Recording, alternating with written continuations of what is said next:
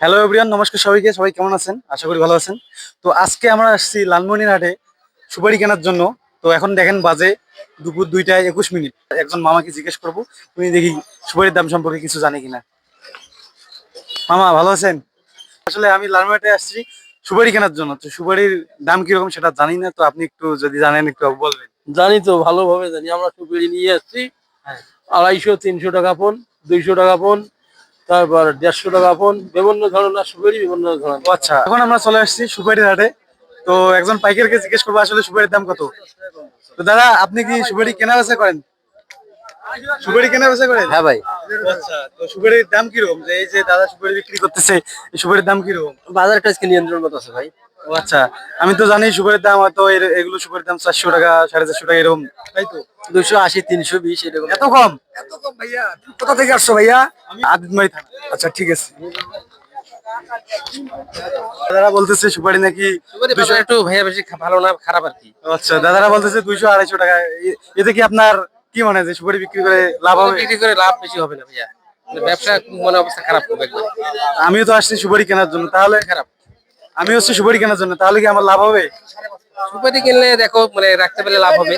আচ্ছা, thank you দাদা।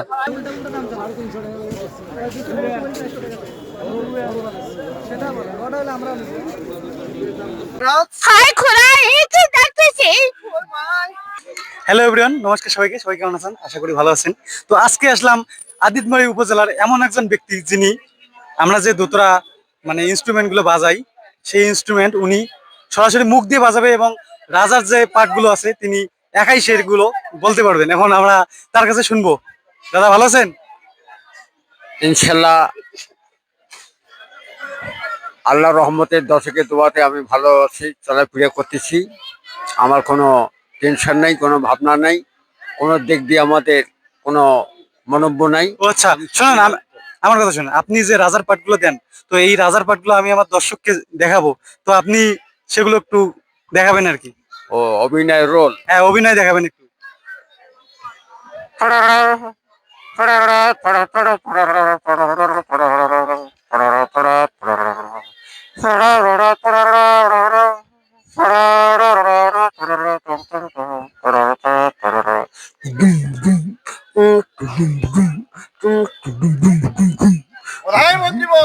অনেক করে আপনার আমাকে কে জন্য তলব করা হচ্ছে।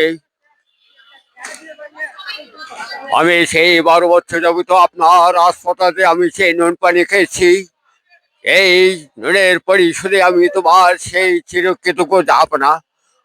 আপনি আদেশ করেন, আপনি যা বলবেন আমি মাথা পেতে নিচ্ছি যাপনা। এই আমার সেই কামনা। এই কি? হাই খোড়া এই কি দেখতেছি।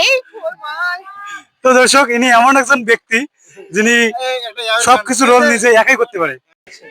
দর্শক, আজকে চলে আসলাম এমন একজন ব্যক্তির কাছে, যিনি হাজার গুণে গুণান্বিত। সেই গুণটি অন্য কিছু কোনো গুণ নয়, গুণ হচ্ছে প্রেমের গুণ।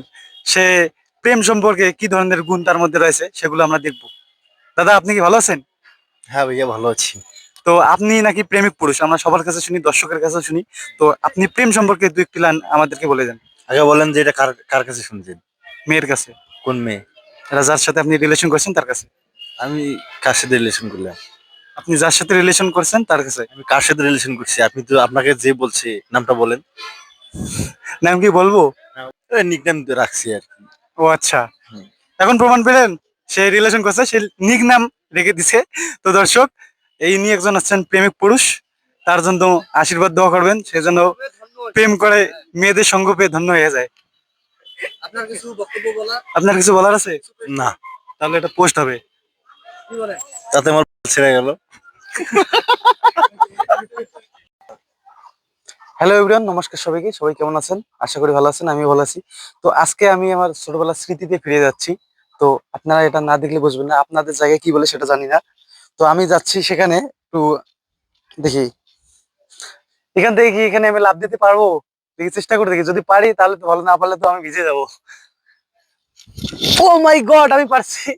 তো মেন কথা হচ্ছে, আমি এখানে নামার একটাই উদ্দেশ্য, যে এখানে যে এই ভেলাটি দেখতে পাচ্ছেন, তো আমি এখানে একটু মানে ছোটবেলায় আমরা অনেক সময় এগুলো তৈরি করে একটু ঘুরছিলাম আর কি, মানে নদীতে সাঁতার কাটার সময় একটু তৈরি করছিলাম।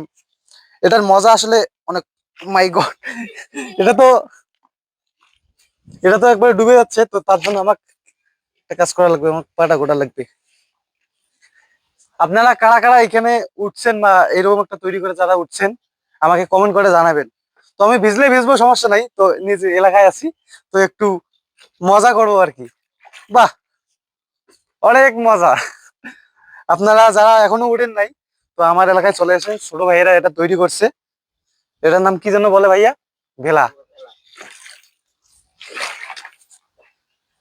বাহ, এটা ছোটবেলার স্মৃতিতে ফিরে যাওয়ার মজাটাই আসলে আলাদা, অন্যরকম একটা ফিল। তো আমি আর বেশি দূর যাবো না, এইটুকুই আপনাদেরকে মানে দেখানোর জন্য ইয়ে করবো। আমি আসলে ভিডিও বানার আমার উদ্দেশ্য, আমি সারাদিনে যা কিছু করি সবকিছুই আপনাদের সঙ্গে আর কি একটু তুলে ধরার চেষ্টা করি, এর থেকে বেশি কিছু না। সবাই ভালো থাকবেন। বর্তমান বউ দেওয়া যাবে, তেল দেওয়া যাবার নাই। আঙ্কেল ভালো আছেন? আছি। তো মেন কথা হচ্ছে এই যে এখানে আমার বাইক রাখছি, তো আমার বাইকে তেল নাই, আপনার কাছে কি একটু তেল পাওয়া যাবে? আমার তেল হলেই যাবার নাচ্ছি। আপনার তো এই যে বাইকে আমার মনে হয় যে তেল ইয়ের মধ্যে দেওয়া, রিজার্ভের মধ্যে দেওয়া আছে, রিজার্ভের মধ্যে না হলে তো 3 লিটার তেল থাকে, আপনি যদি একটু আমাকে ½ লিটার দিতেন আমি আর কি পাম্প পর্যন্ত যাইতাম আর কি। তেল দেওয়া যাবার নাই। কেন কেন? বর্তমান বউ দেওয়া যাবে, তেল দেওয়া যাবার নাই। এই যে বর্তমান হচ্ছে এইরকম একটা অবস্থা যে বউ দেওয়া যাবে কিন্তু তেল দেওয়া যাবে না, এখন কি করার? টাকা দিয়েও বর্তমান এখন তেল পাওয়া যায় না, যদি পাম্প যেতে হয় তো সিরিয়াল দিতে হয়, অনেক সিরিয়াল। এখন যদি কারোর কাছে তেল থাকে তারা আবার 300 টাকা 400 টাকা লিটার ছাড়া তেল দিবে না, এখন কি করার? ঠিক আছে, বিয়ে করি শ্বশুর দেন। এই হচ্ছে এখন আমার বর্তমান অবস্থা, বাইকে কোনো তেল নাই, মানুষের কাছে চেয়েও পাইলাম না, তো এখন বাসা হেঁটে যেতে হবে, তাছাড়া কোনো উপায় নেই।